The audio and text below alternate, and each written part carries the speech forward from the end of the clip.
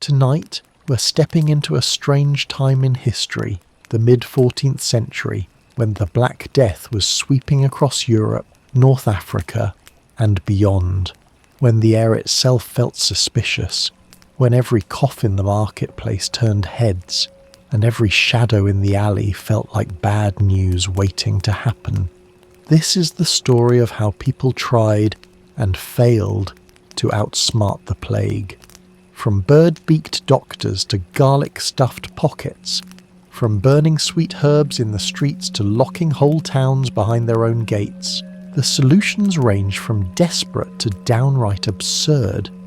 Before we begin, if you truly enjoy these stories, hitting like and subscribe helps me keep making them, and hopefully helps you keep drifting off. Let me know when and where you're listening from tonight. I'm always amazed by the places people tune in. Now, get comfortable, take a slow breath in, and then let it out, because once this story begins, chances are you'll be asleep before it ends. The pestilence arrives. It is the middle of the 14th century. The calendar, if you could afford one, would say the year is 1347. But the truth is, most people don't measure life in years. They measure it in harvests, in births, in the number of times the river is frozen over. And lately, they measure it in something else entirely. The streets are quieter than they should be.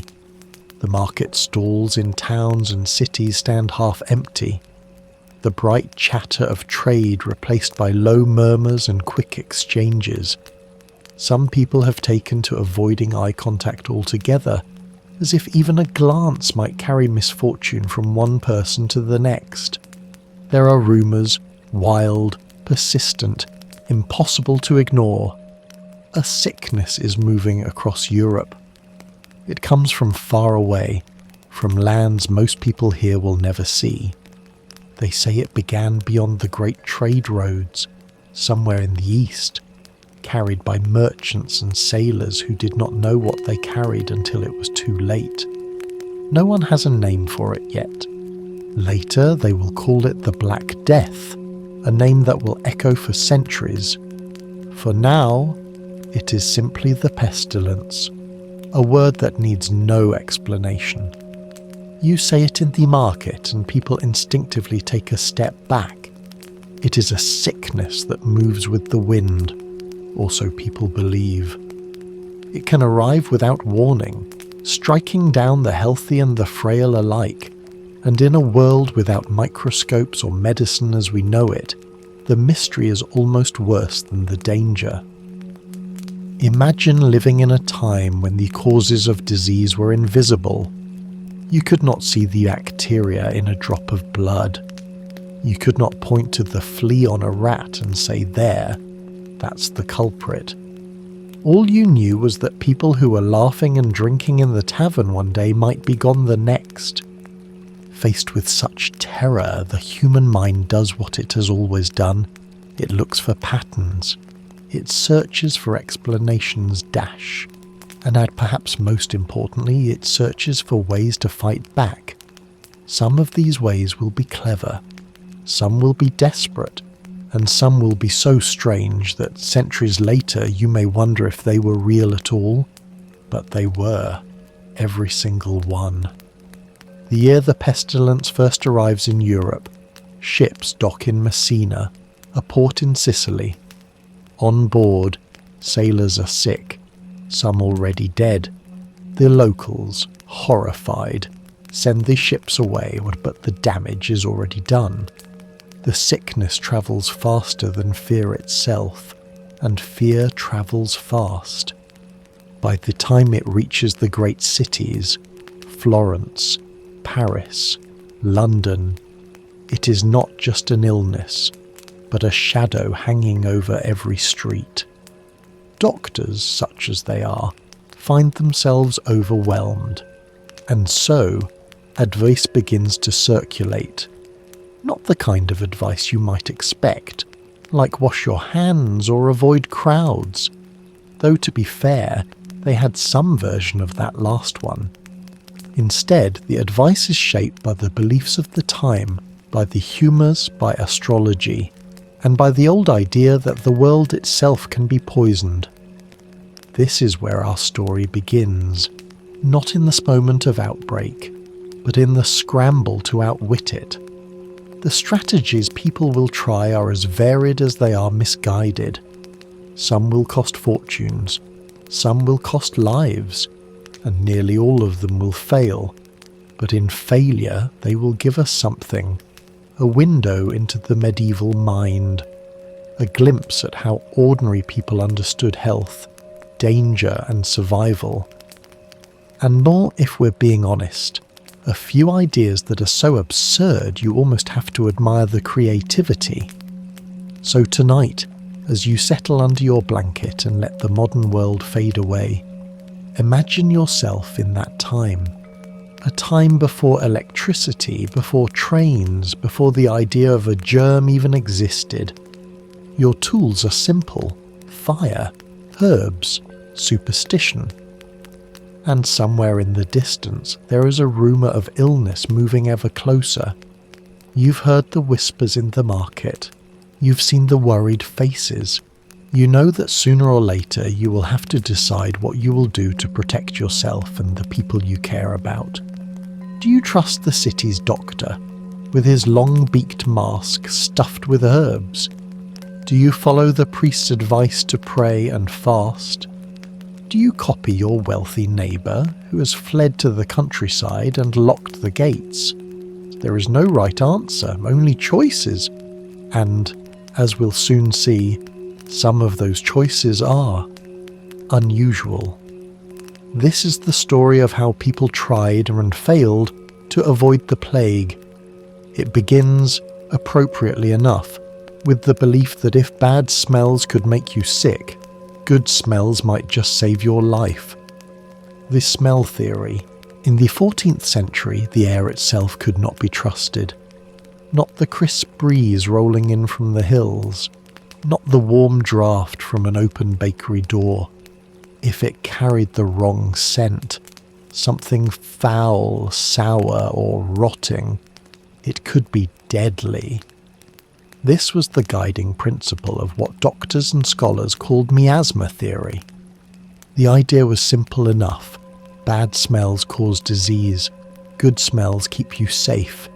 It sounds quaint now, but in a world without microscopes or any understanding of bacteria, it made a certain kind of sense. If sickness often appeared in places that reeked of waste and decay, surely the smell itself was the culprit.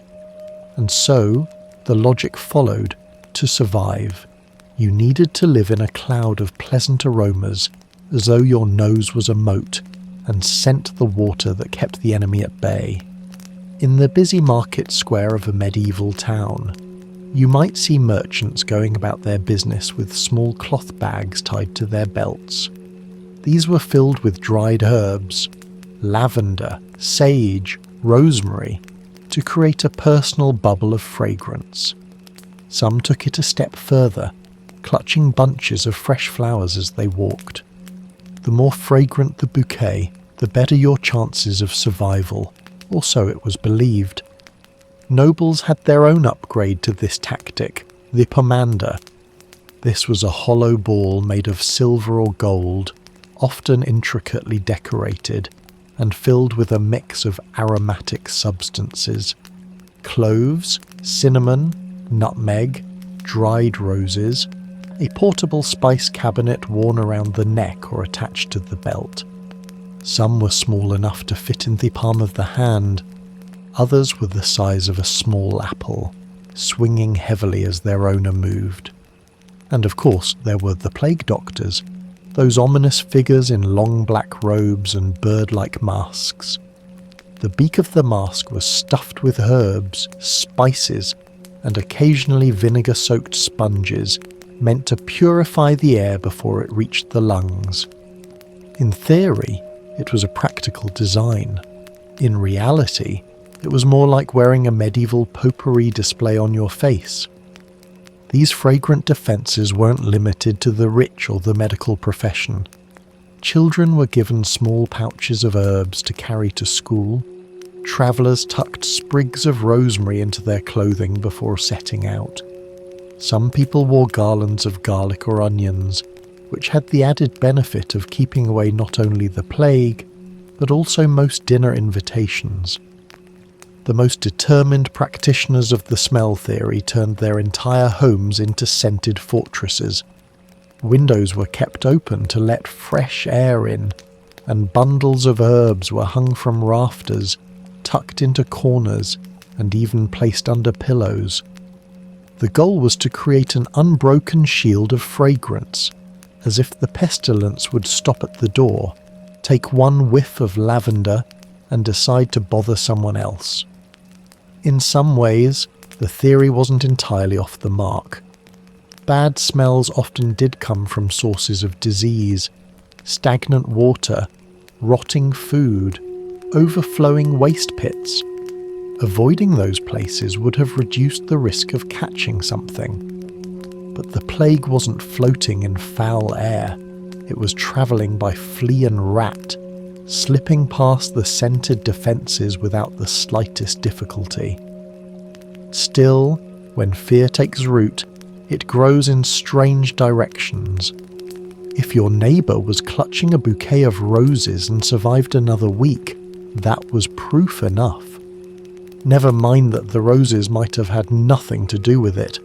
And so, the markets did a brisk trade in herbs and flowers even as other goods slowed to a trickle. A good batch of cloves could fetch a price far above its usual value, not just because it smelled nice, but because it promised safety. And in a time when hope was as scarce as grain, that promise was worth paying for. From a distance, a city in the grip of the smell theory might almost seem festive. Everywhere you looked, people were carrying flowers, wearing perfumed jewellery, or waving scented cloths in front of their faces. It could almost pass for a celebration, until you noticed the empty houses, the shuttered shops, the quiet tolling of church bells. The truth was, these pleasant scents were often a kind of armour, thin and fragrant, meant as much to comfort the mind as to protect the body. And for many, that comfort was enough to make it worth the effort. Even now, centuries later, you can find echoes of the smell theory in modern life. We still reach for scented candles, air fresheners and perfumes, not to ward off plague, but to shape the air around us into something more bearable. It's a reminder that sometimes survival isn't just about staying alive, it's about making the world feel livable while you try. But as history shows, when it came to the plague, no amount of roses or cloves could stop what was coming. And for those who believed in the smell theory, the next logical step was obvious. If a little fragrance was good, a lot of it must be better. Aromatherapy on steroids. If the smell theory was the seed, then aromatherapy on steroids was the fully grown and slightly deranged tree. Once people accepted that pleasant scents could protect them from the plague, they didn't just carry a few herbs in a pouch, they escalated. For the wealthy, survival meant turning their homes into giant, fragrant fortresses. Imagine a grand hall with tapestries on the walls, a roaring fire in the hearth, and in every available space, bundles of herbs hanging from rafters, tucked into corners, draped over furniture. The air is thick with rosemary, thyme, and juniper. Servants move through the rooms constantly, replacing wilted plants with fresh ones. It's less like a house, and more like someone tried to build a garden indoors and gave up halfway. One favoured method was burning herbs around the clock. Rosemary, sage, and juniper wood were especially popular, producing clouds of aromatic smoke that filled the home.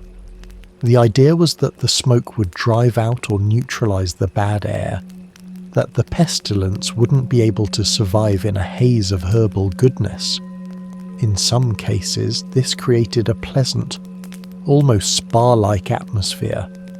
In others, especially in smaller rooms with poor ventilation, it was less like a spa and more like slowly roasting yourself in a medieval incense burner. There's a record from Florence of a noblewoman who kept rosemary burning in her home so constantly that the walls turned black from soot. Her neighbours claimed they could smell her house from the street, which, depending on your opinion of rosemary, was either delightful or unbearable. For those who preferred a wetter form of scent warfare, there was boiled vinegar. You'd set a pot on the fire, fill it with vinegar, sometimes with added herbs, and let it steam until the whole room smelled like a salad dressing factory. It was believed the acidic vapour would cleanse the air and make it impossible for the plague to take hold. Did it work? No dash. Did it make your eyes water, your throat burn, and your furniture smell faintly pickled for weeks? Absolutely dash. Some households took the concept mobile. If you had to go outside, you could carry a small brazier, essentially a portable fire pit, filled with burning herbs. The wealthy might have a servant walk ahead of them, wafting smoke in their path to purify the air before they breathed it in. This was both a status symbol and a practical inconvenience. Imagine trying to navigate a crowded market while someone swings a pot of smouldering sage in front of you. Even public spaces got in on the act. In some towns, city officials ordered bonfires in the streets, piled high with aromatic wood and greenery. The idea was to create a scented barrier around the community, like a giant invisible wall of perfume.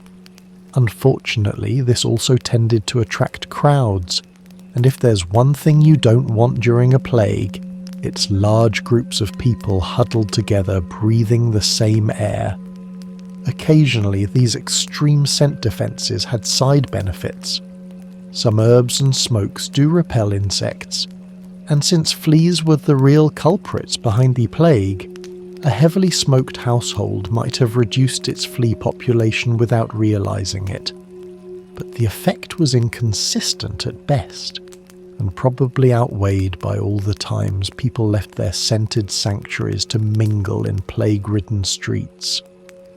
Still, there was something reassuring about the smell.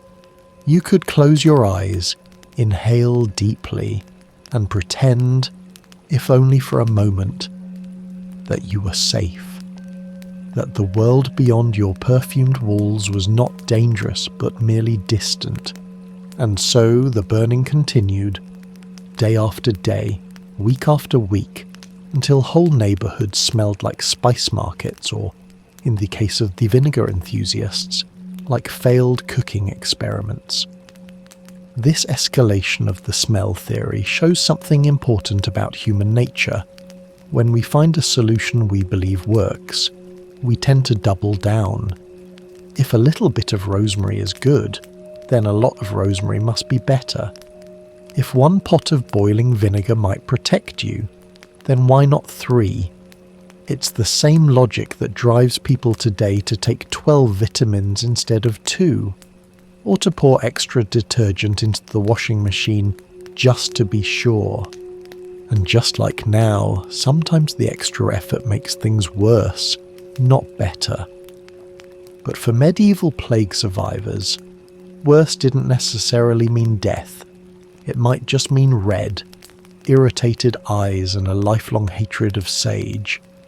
And that seemed a fair trade if it meant avoiding the pestilence, even if the protection was purely imaginary. Eventually, though, the reality would sink in. The scented walls, the clouds of smoke, the endless pots of vinegar, none of it stopped the plague from finding its way in.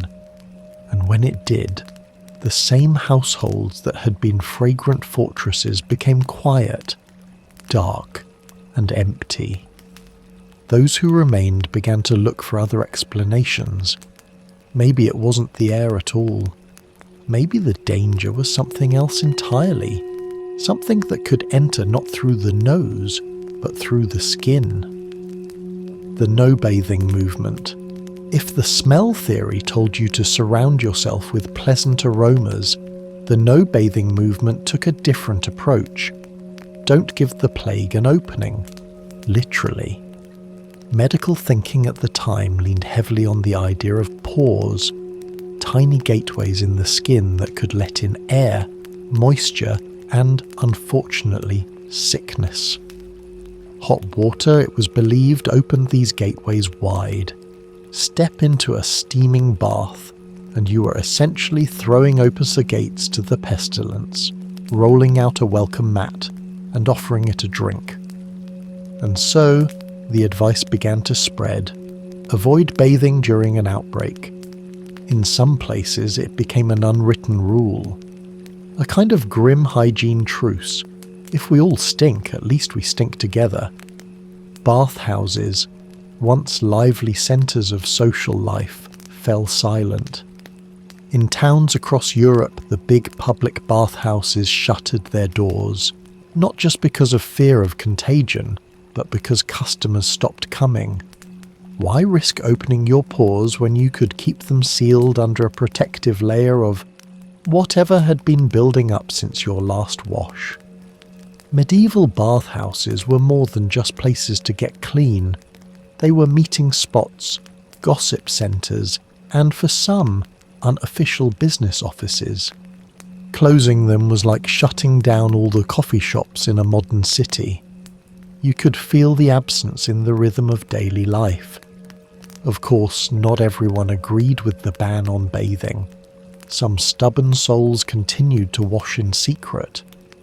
Sneaking buckets of water into private rooms or taking quick dips in rivers. But these risk-takers faced social pressure. If your neighbours thought you'd been bathing, they might avoid you for fear you were now open to infection. And then there were the extreme adherents. For them, water wasn't just risky, it was practically poisonous during a plague year. They would go months, even years, without a proper wash, letting sweat, oils and dust build up until their clothes seemed almost glued to their bodies. It wasn't pretty, but it was considered prudent. Some physicians even recommended substituting baths with dry cleaning, not the kind with machines and plastic garment bags, but with cloths, powders, and perfumes. You might rub yourself down with a rough linen to scrape off the top layer of grime. Then dust your skin with crushed herbs or scented powders. The goal was to freshen up without inviting the disease. This is where the lines between medicine and vanity blurred. People started wearing extra layers not just for warmth, but to trap their body's natural oils against the skin, creating what they thought of as a barrier. It's hard not to imagine this protective coating as less of a shield and more of a marinade. The irony is that while avoiding public bathhouses might have reduced exposure to crowds, which could, in theory, help during an epidemic, the lack of hygiene created its own problems. Lice and fleas, the real plague carriers, thrived in unwashed hair and clothing. So the very people trying to protect themselves by staying sealed were often giving the real killers free room and board. But without the knowledge we have today, the choice seemed reasonable.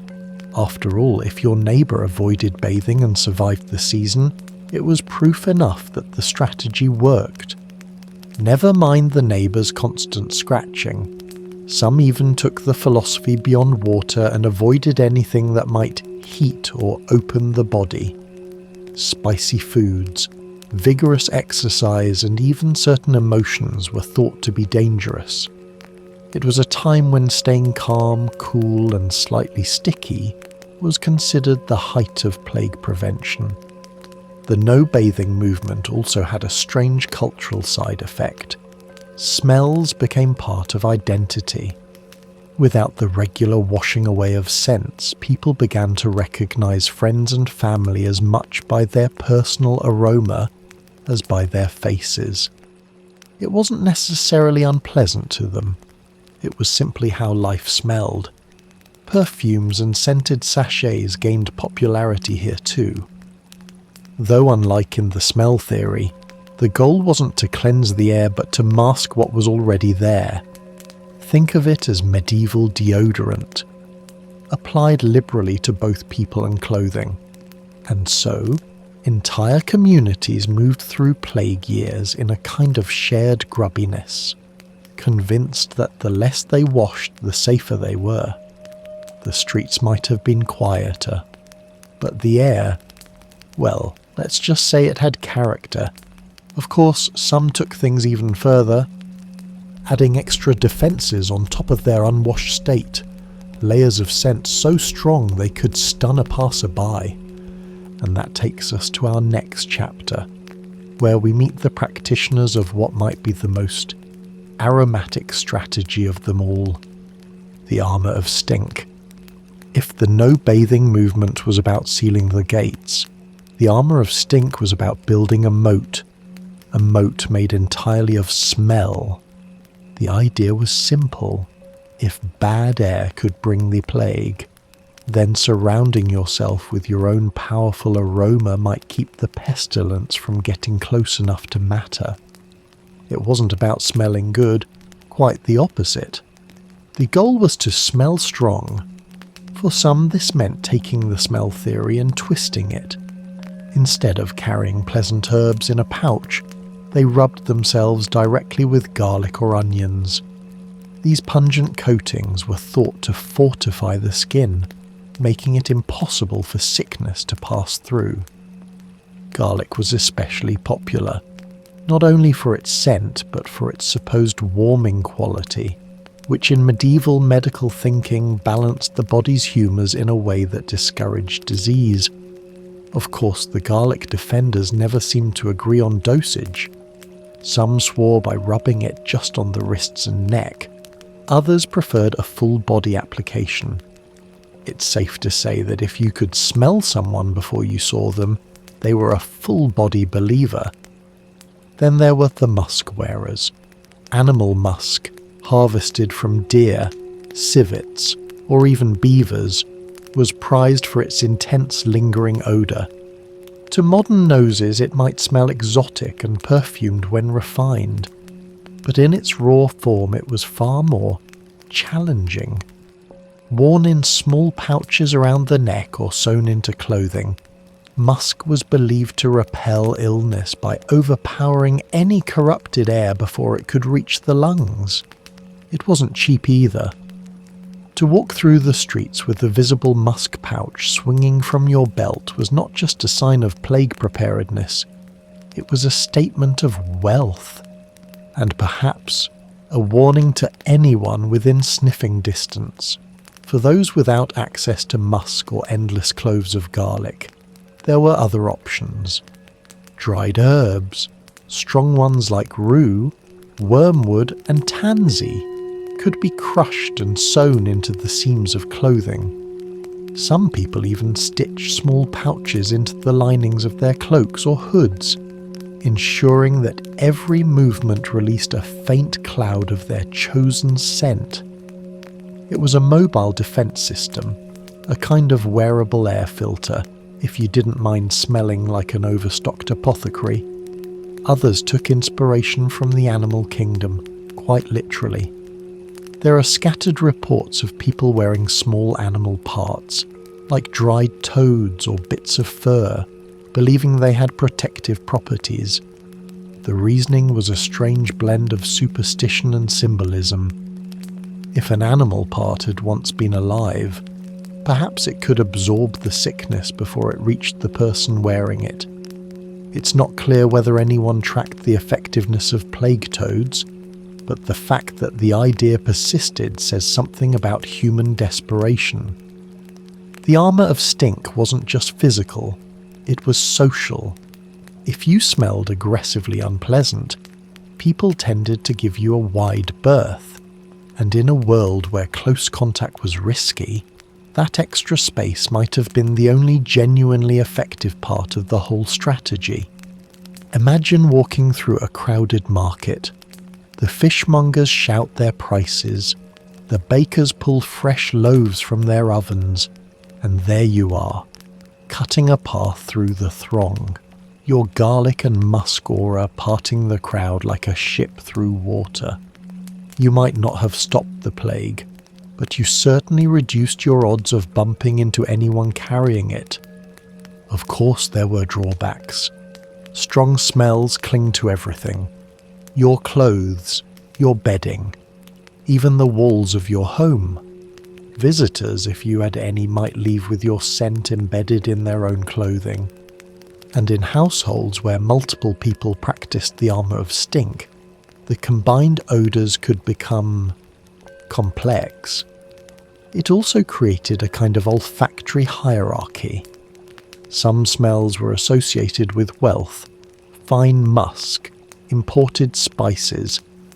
Others, like garlic and onions, were considered the scent of the commoner's defence.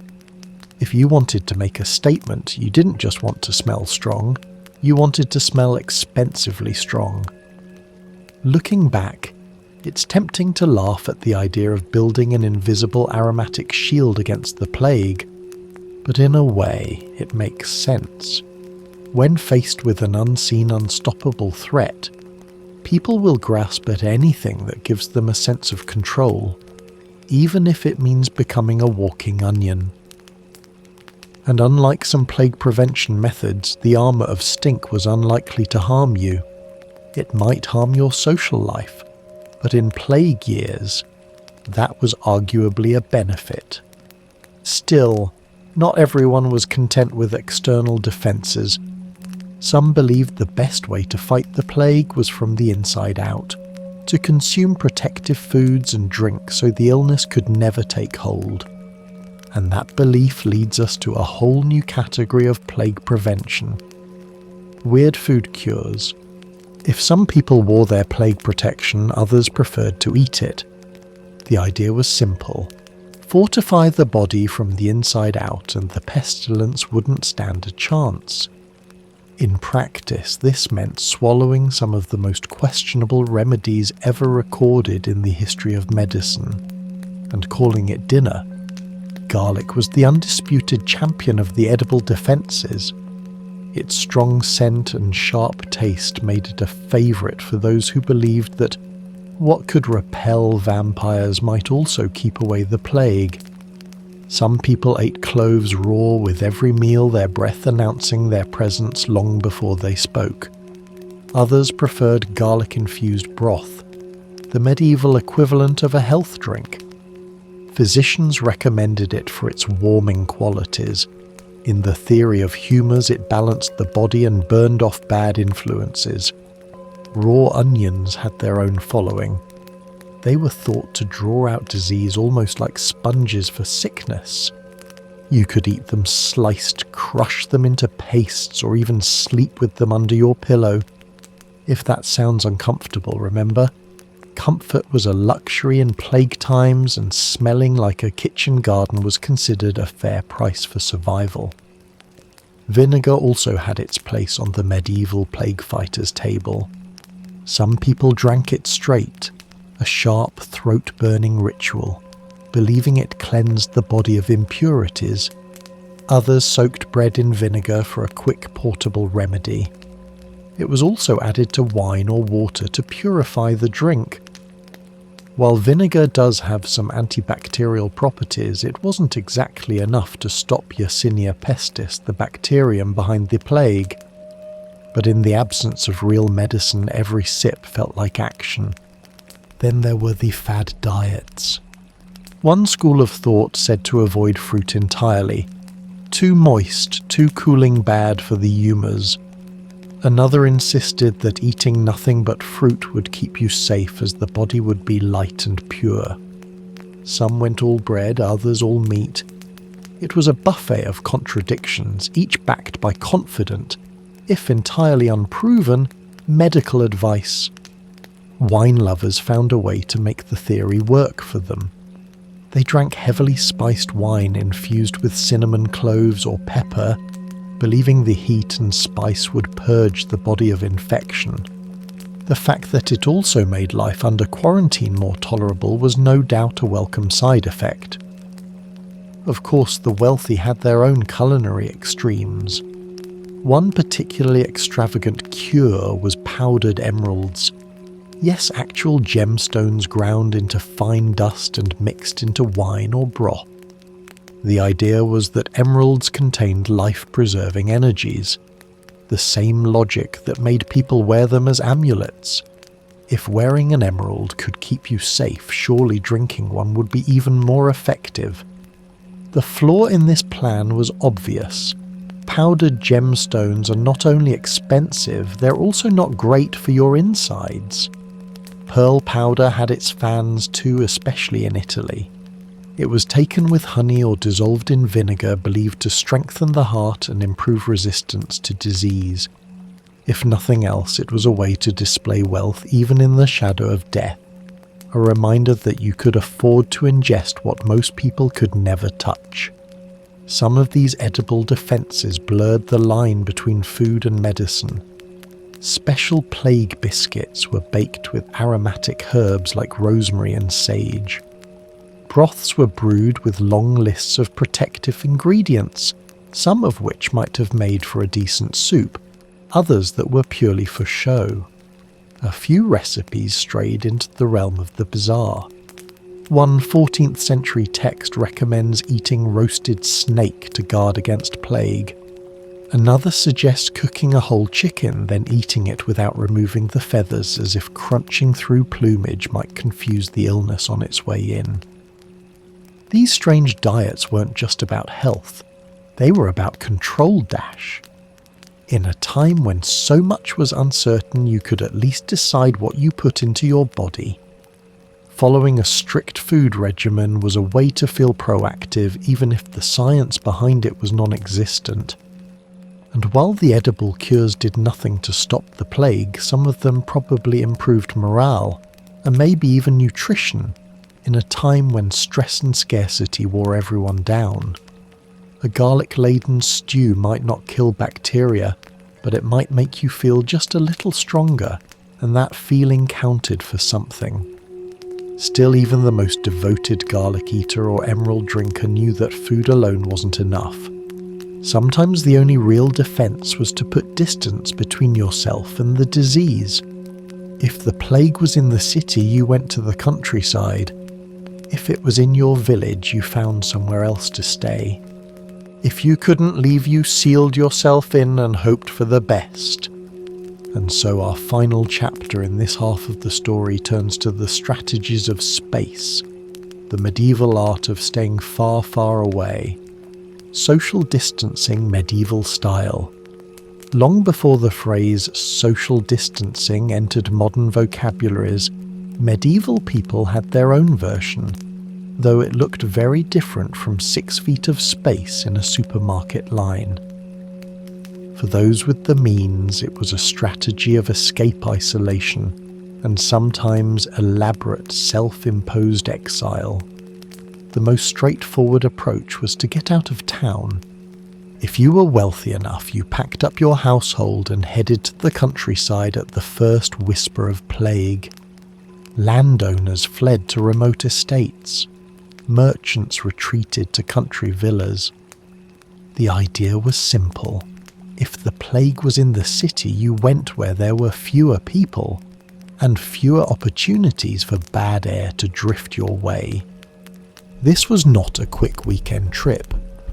Families might stay away for months, even years, waiting for reports that the danger had passed. Letters were scarce and rumours more common, so deciding when it was safe to return was as much guesswork as anything. Those without rural estates improvised. Some rented small cottages on the outskirts of towns.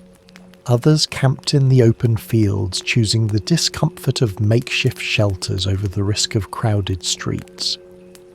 It was the plague-era equivalent of moving into a tent in your backyard because your house might be cursed. For those who stayed in the city, vertical distance was the next best thing. If you could, you moved to the upper floors of tall buildings, believing ye pestilence clung closer to the ground. The higher you lived, the further you were from the dangerous air, at least in theory. It was an approach that offered a nice view, if nothing else. Others took isolation to architectural extremes. Some noble families barricaded themselves in their homes, sealing windows and doors with tar or pitch to keep bad air from seeping in. Food was lowered from upper windows or brought by trusted servants who lived separately from the main household. The goal was total disconnection from the outside world, a medieval bubble.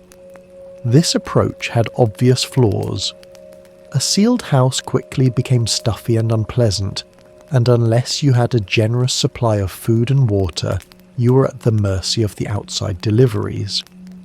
In some cases, the isolation itself became dangerous, with households running out of supplies or unable to summon help when illness struck anyway.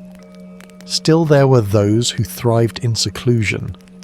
Writers, scholars, and certain monks used plague years as a time to focus on work emerging months later, with completed manuscripts or new studies, and presumably a strong aversion to company. Some towns tried collective distancing. Markets moved outdoors to open fields. Church services were held in courtyards instead of cramped chapels. Travel between towns was sometimes restricted, with guards posted on roads to turn away outsiders.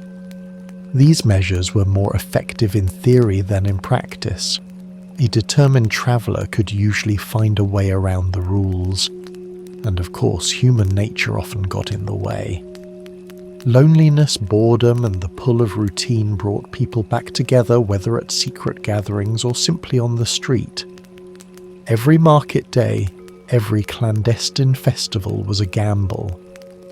In the countryside, isolation had its own challenges. Fewer people meant fewer opportunities for infection, but also fewer resources. A broken plough, a sick cow, or a failed crop could become life-threatening without the safety net of nearby neighbours or markets. The choice to leave the city was as much a test of self-sufficiency as it was a medical decision. Even with these challenges, distance worked better than most plague prevention methods, not because it stopped bad air, but because it reduced contact with the fleas and rats carrying the disease. By sheer luck, the instinct to get away sometimes put people out of reach of the true culprits, even if they did not understand why. But distancing was never foolproof. The plague had a way of finding its way down lonely roads and into remote valleys. And when it did, all the miles in the world could feel like nothing at all. Still, for many, keeping space, whether by fleeing to a country estate, climbing to the top floor, or sealing themselves inside their homes, was the best option they had. It was an act of hope in its way, a belief that you could outwait something that felt unstoppable. And so, with this final chapter of Half 1, we have walked through the first wave of medieval plague prevention. The fragrant shields, the smoky barricades, the abandonment of bathing, the proud armour of stink, the edible defences, and the desperate attempts to stay far away from danger. None of it truly worked, at least not for the reasons people believed. But each strategy offers a glimpse into a world trying to understand the incomprehensible, and into the lengths humans will go to feel safe.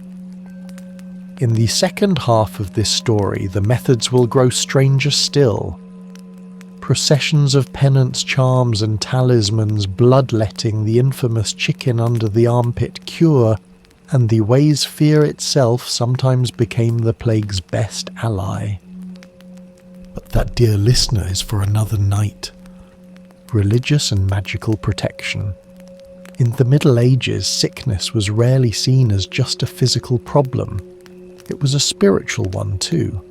The plague wasn't simply a disease. It was a test, a punishment, a sign that something in the order of the world had gone terribly wrong. And when faced with danger on that scale, many people turned to the most powerful forces they knew: faith, prayer, and the unseen protection of holy things. Church bells rang not only to mark the passing of the dead, but to call the living to special services. Priests led processions through streets, chanting prayers and carrying crosses high above the crowd. The idea was to drive the pestilence away through the combined force of devotion, to cleanse the air with sacred words, just as others tried to do with burning herbs. Sometimes these processions grew into enormous gatherings. Entire towns would walk together, singing hymns, reciting litanies, and carrying relics.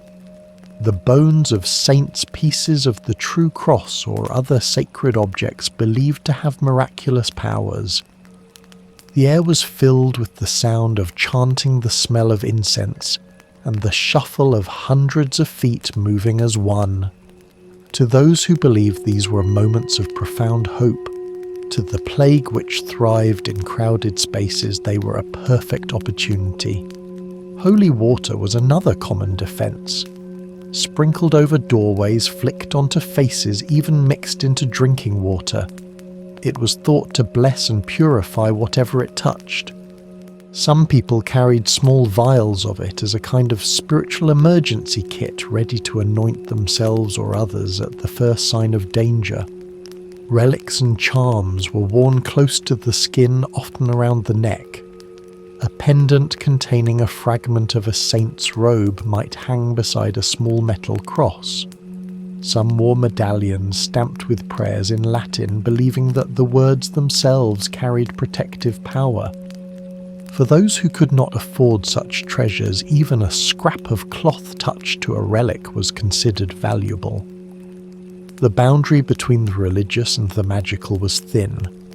Talismans with Christian symbols shared space with amulets drawn from older pre-Christian traditions. Bits of carved bone, engraved stones, or charms inscribed with mysterious symbols dash. It was a kind of spiritual hedging. If one form of protection failed, perhaps the other would succeed. In rural areas, wise women and folk healers blended these traditions freely. A blessing might be followed by the tying of a knotted cord, each knot representing a prayer for health. An herbal poultice could be accompanied by a whispered charm to bind the illness and keep it from spreading. Even homes were given spiritual defences. Small crosses were painted over doorways in blessed chalk. Scripture verses were written on slips of parchment and nailed above beds. Some families kept candles burning night and day before images of saints, believing the steady flame would guard the household. And for all their simplicity, these acts brought comfort. In a time when medicine could offer little, the presence of a familiar prayer or a trusted charm was something to hold on to. A reminder that not every force in the world was hostile. Of course, faith and superstition could also lead people into danger. Large gatherings for processions, relic viewings, or mass blessings often became hotspots for transmission. Those seeking the protection of a famous relic might travel for days to reach it unknowingly, carrying the plague with them, or bringing it back home. But such risks were often invisible to the people of the time. If someone fell ill after attending a procession, it might be seen not as the fault of the gathering, but as proof that they needed even stronger spiritual protection. In some towns, the church itself became the centre of plague defence. Clergy would bless entire streets, walking from house to house, with incense burners swinging clouds of scented smoke, mingling with whispered prayers. Masses for the dead were held daily, sometimes continuously, in the hope of easing souls through purgatory and encouraging divine mercy for the living. For those who survived such a season, the memory of these rituals was lasting. The sight of a golden reliquary glinting in the sunlight, the weight of a charm against the skin, the sound of a prayer repeated like a heartbeat. These were as much a part of the plague years as the fear itself. And yet, for all the hope these protections offered, there were some who believed that prayer alone was not enough. That true repentance required more than words, more than relics or holy water. It required action that was often as painful as it was public. And so from the same streets where relics once passed in solemn processions, a new kind of march began. One where the faithful took the fight against the plague into their own hands, quite literally. The self-flagellation movement. If religious processions were about hope, the self-flagellation movement was about penance. Hope's darker, harsher sibling. For some, the plague was not just a test from God, it was punishment for sin. And if the sickness was heaven's judgment, then perhaps the only cure was to show the depth of human repentance in the most dramatic way possible. Enter the flagellants dash.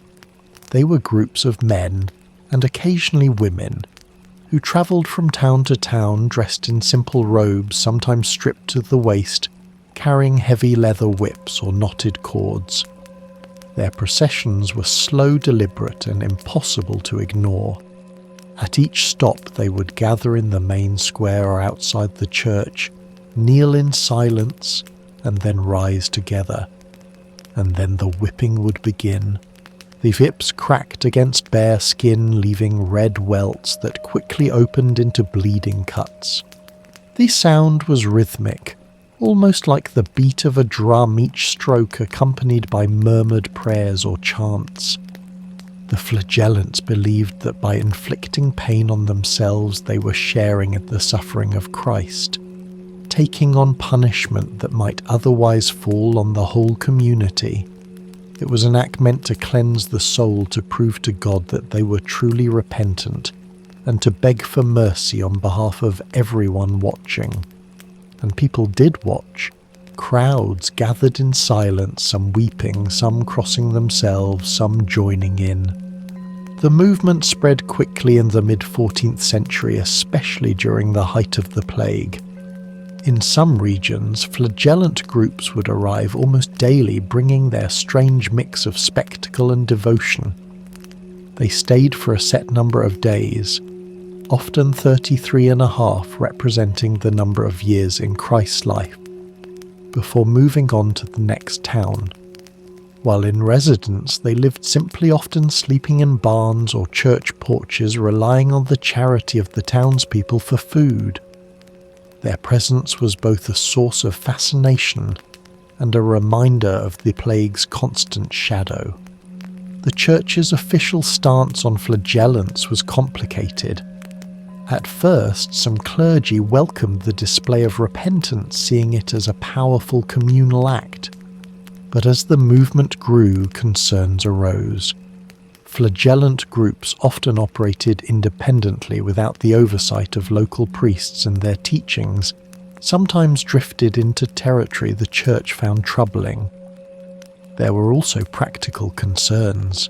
Large gatherings to witness the processions became potential breeding grounds for the plague itself. Ironically, in their attempt to drive the sickness away, the flagellants may have been helping its spread. Still, for the participants, the ritual was deeply meaningful.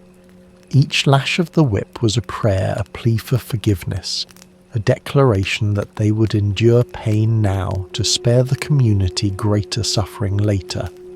Some claimed to have visions during the processions, of saints, of angels, even of the Virgin Mary offering blessings for their sacrifice. For onlookers, the flagellants were a living example of extreme devotion.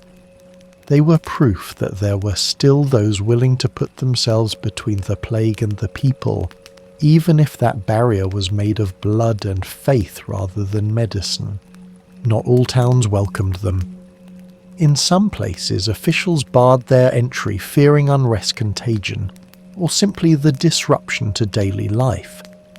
In others, they were received like visiting saints, given food, lodging, and gifts in thanks for their intercession. Their processions were unforgettable. The slow march into town, the steady sound of bare feet on cobblestone, the metallic tang of blood mingling with the scent of incense and candle smoke, all of it left a mark on those who witnessed it. And while the movement eventually waned, partly due to church opposition, partly because the plague outlasted their efforts, its impact lingered in memory and in the pages of chronicles. For the flagellants, the logic was unshakable. If sin had brought the plague, then only repentance could remove it. For others, the logic was questionable. After all, many towns with flagellant processions still suffered heavy losses.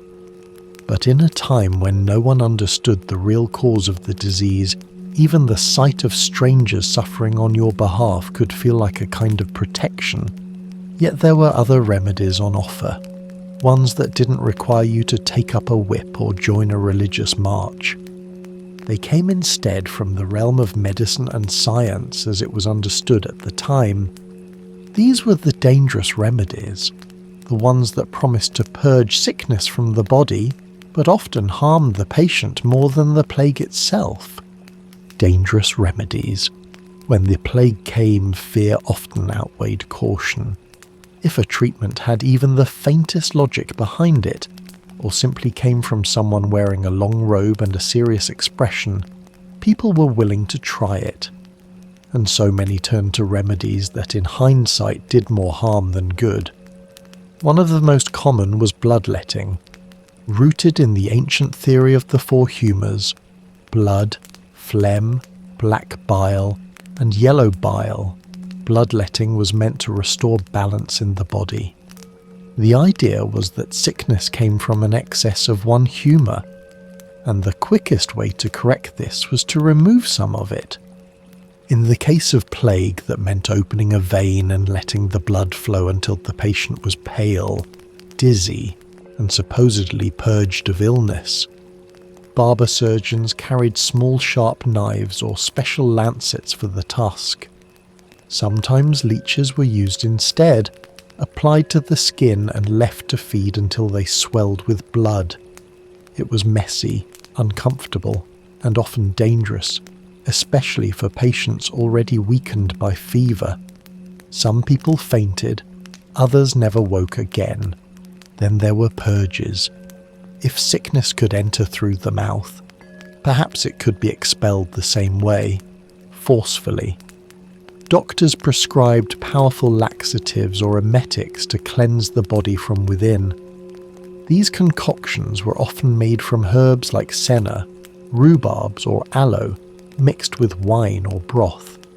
The results were exactly what you would expect: hours of misery, dehydration, and in many cases an even weaker immune system. Some remedies straddled the line between medicine and poison. Mercury, for example, was sometimes applied to the skin in ointments or taken in tiny doses, believed to drive out impurities. The logic was that something so potent, so noxious, could surely scare away the plague. In reality, it was more likely to scare away your remaining health. Lead-based treatments were not uncommon either, used in creams and pastes meant to cool inflamed swellings. While these might have offered momentary relief, they also quietly introduced heavy metals into the body, a slow, invisible danger. Herbal remedies could be just as risky, especially when dosage was left to guesswork. Strong plants like hemlock, foxglove, and wolfsbane were used in tiny amounts for their supposed healing powers. But tiny amounts in the hands of an inexperienced apothecary could quickly become lethal. The difference between a medicinal dose and a fatal one was often a matter of a few extra leaves. Other treatments were bizarre rather than directly toxic. One method involved placing the patient in a closed room and heating it to unbearable temperatures, under the belief that sweating out the sickness would work. Another was to lay the patient in an ice-cold bath to shock the body back to health. Neither worked, except perhaps to shorten the ordeal by hastening the inevitable. In some cases, these dangerous remedies were combined, creating a gauntlet of suffering for the patient. A person might be bled in the morning, purged in the afternoon, and rubbed with mercury ointment by evening. If they survived, it was likely due more to luck than to the treatments themselves, and yet it is important to remember that these methods were not born of cruelty. Most healers truly believed they were helping. The knowledge of the time simply did not allow them to see the harm they were causing. When the plague was an invisible enemy, every tool in the kit seemed worth a try. For the sick and their families, agreeing to such treatments was often a matter of hope, even desperate hope. If the patient improved, the remedy got the credit. If they worsened, it was blamed on the severity of the disease, not on the cure. But among the many dangerous remedies of the plague years, one stands out for its sheer oddity. It did not involve bleeding or poison, yet it was still thoroughly unpleasant. It called for the use of a live animal, specifically a chicken, in a way that would raise eyebrows in any century. The chicken under the armpit cure. Of all the plague cures history has preserved for us, the potions, the purges, the poisons, few can match the sheer commitment and creativity of the chicken under the armpit method. Yes, this was an actual medical treatment. Yes, it involved a living chicken.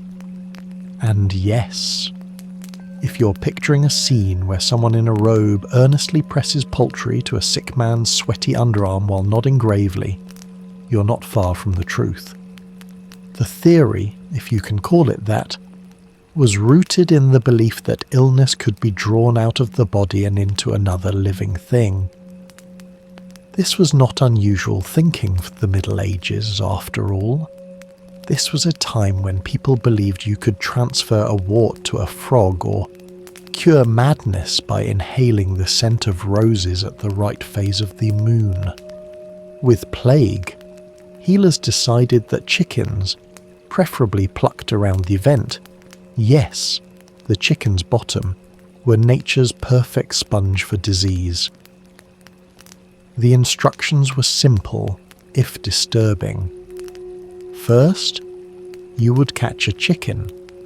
Second, you would remove the feathers from its rear end to expose the bare skin. Third, you would place this unfortunate end of the chicken snugly under the patient's armpit, ensuring maximum skin-to-skin contact. Why the armpit? Because plague swellings, the notorious buboes, often appeared there, swollen and tender. The belief was that the chicken, by some mysterious property, would draw out the poison from the bubo into itself. The chicken, being a hardy creature, would theoretically absorb the illness without dying. This is, of course, not what happened. In practice, the chicken was just as confused about the situation as the patient. Records do not say much about the bird's reactions, but one imagines a lot of flapping, squawking, and scratching, which, combined with the patient's fever, must have made for a rather chaotic sick room. Once the chicken showed signs of fatigue, interpreted as taking on the disease, it was removed and a fresh chicken was applied. Yes, fresh. You did not reuse a plague-sucking chicken. The used bird was sometimes washed and rested in case it could be deployed again later, but more often it was killed. This was not, however, done out of mercy for the chicken. Rather, It was to prevent the disease from leaking back into the patient. As strange as it sounds, this was not an obscure rural superstition.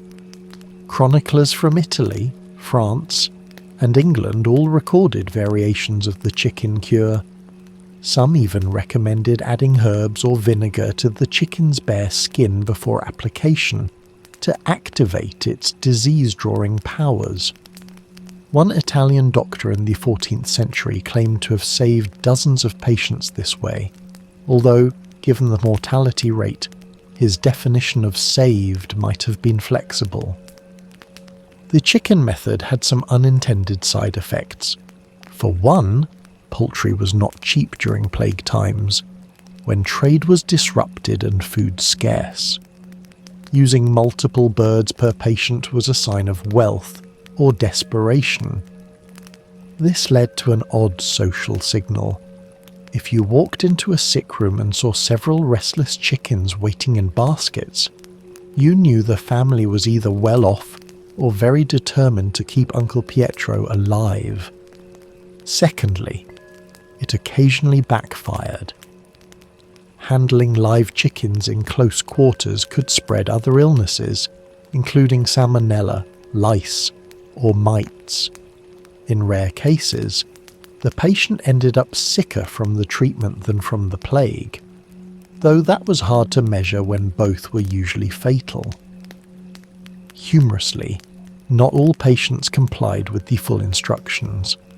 Some refused to let the chicken touch bare skin, insisting it sit over cloth. Others skipped the plucking step, resulting in an extremely awkward and ineffective cuddle with a fully feathered bird. One 15th century satire even poked fun at a nobleman who insisted on having a goose instead, because it felt more dignified. The chicken under the armpit cure eventually fell out of favour as plague outbreaks subsided and medical understanding advanced. By the 17th century, it had become more of a cautionary tale, a look how far we have come example for medical students.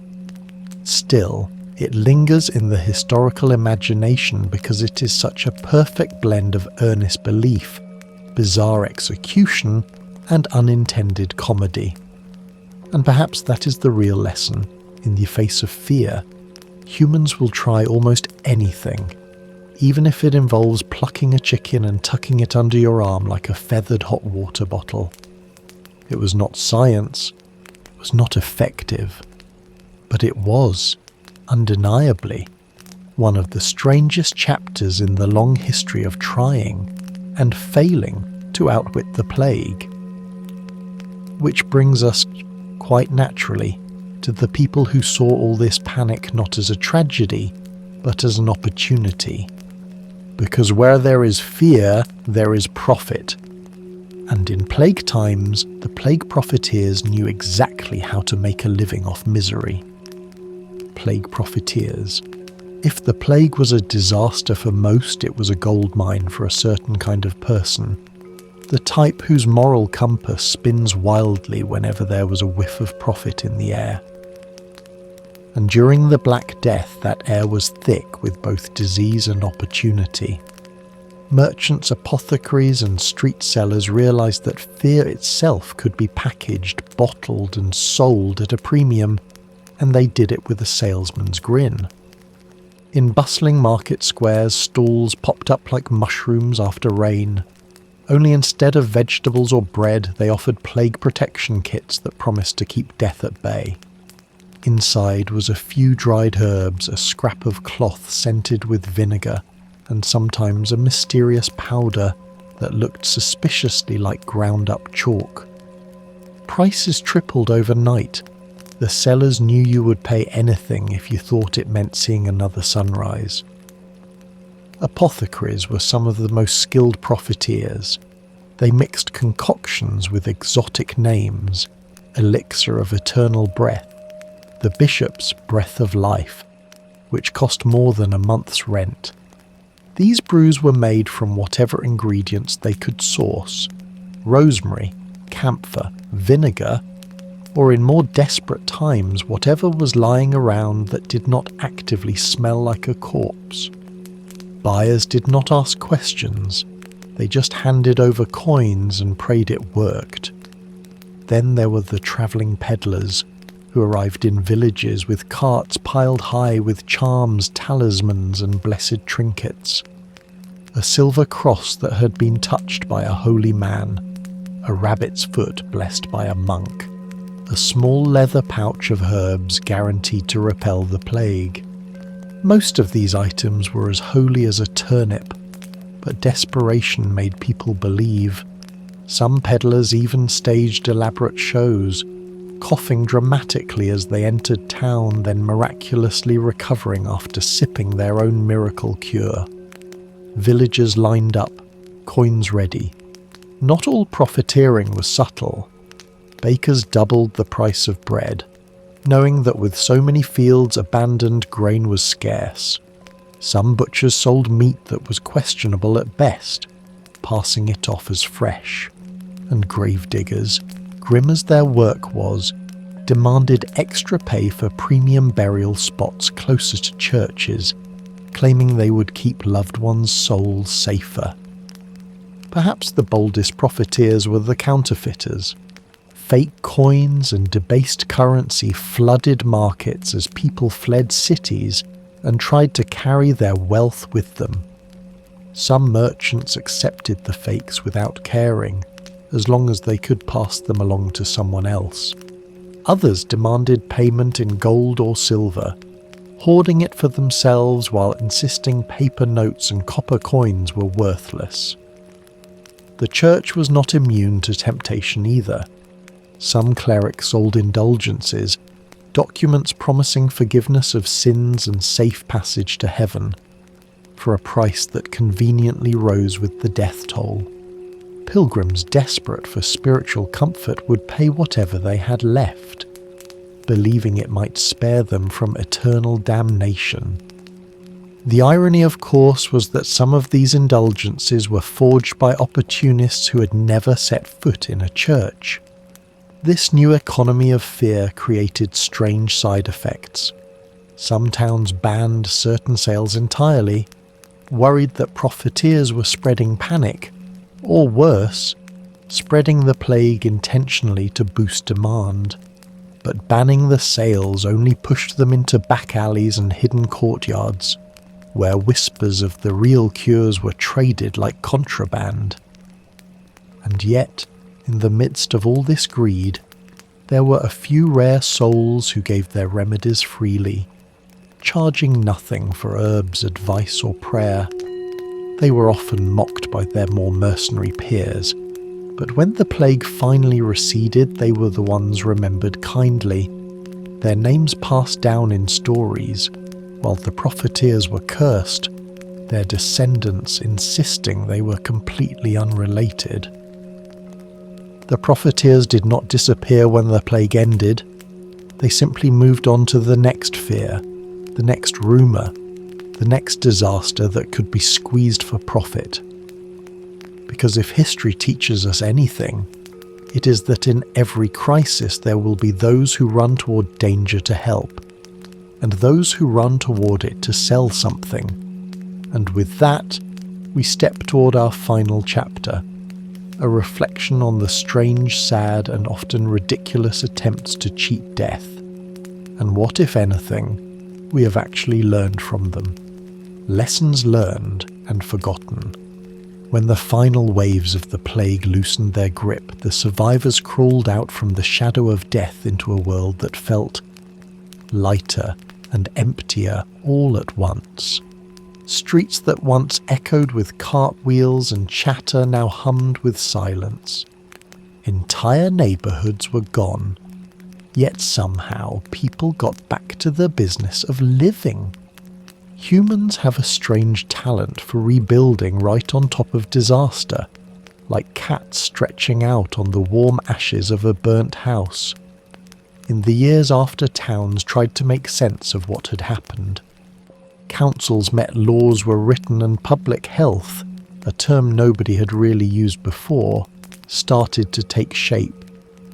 Quarantine became an official policy rather than a desperate guess. Some cities required travellers to wait outside their walls for weeks before entering. Port towns built plague houses, places where new arrivals could stew for a while until they were deemed probably not contagious. It was an imperfect system, but it was the start of something that looked like organised disease control. Markets slowly reopened, though the paranoia never really left. People still carried herbs in their pockets, wore little cloth masks soaked in vinegar, and avoided handshakes like they were passing on a live rat. Some of these habits faded over time. Others, like keeping certain streets wider for better air, became part of city planning. Even superstition left its mark.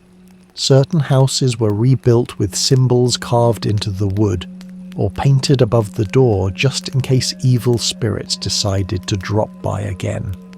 For many, the plague years had rewritten the value of time. Before, a man might work for decades, saving slowly for the promise of comfort in old age.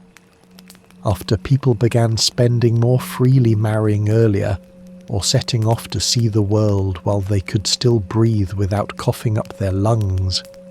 This new life is short. Philosophy was the plague's most unexpected legacy, and for every person who used it to create joy, there was another who used it as an excuse to drink away their inheritance. There were also the lessons nobody seemed able to hold on to. Cities that had once enforced strict sanitation slipped back into old habits when memories faded. Rubbish piled up in alleys. Rats returned, and with them fleas that had never entirely gone away. The same mistakes that had helped the plague spread were repeated within a generation. Because while survival teaches us a lot, comfort has a way of making us forget. Even the profiteers found their way back into business. The fear market simply shifted to whatever new doom was trending. Witchcraft, famine, foreign invaders, bad weather. If there was panic, there was a product. History's con artists never retire, they just update their sales pitch. And yet there is an undeniable stubbornness to the human story. For every forgotten rule, there was a seed of change that took root. Quarantine became standard practice for centuries to come. Cities invested more in freshwater systems. Hospitals expanded, and doctors, even the ones who had worn those nightmare bird masks, started keeping better notes, slowly transforming medicine from guesswork into something approaching science. The strangest lesson of all might be this: despite the horror, people still laughed. They still held weddings in quiet chapels, told jokes at market stalls, and sang songs in the taverns, sometimes about the plague itself. Gallows humour became a way to poke at the darkness without letting it swallow you whole. In that laughter, you can hear the sound of people refusing to be reduced to numbers in a death ledger. Centuries later, we look back and marvel at the absurdity of their cures, the cruelty of their profiteers, and the bravery of the few who truly tried to help. But the truth is, if another plague arrived tomorrow, much of what we would do would look strangely familiar. We would scramble for answers, cling to charms, argue about what is safe, and find ways to sell each other solutions, good and bad. Because history is not just what we have learned. It is also what we keep relearning over and over, dressed up in new clothes. And maybe that is the most human thing of all, that in every era, no matter how strange we keep trying, we keep hoping, and somehow we keep laughing in the dark.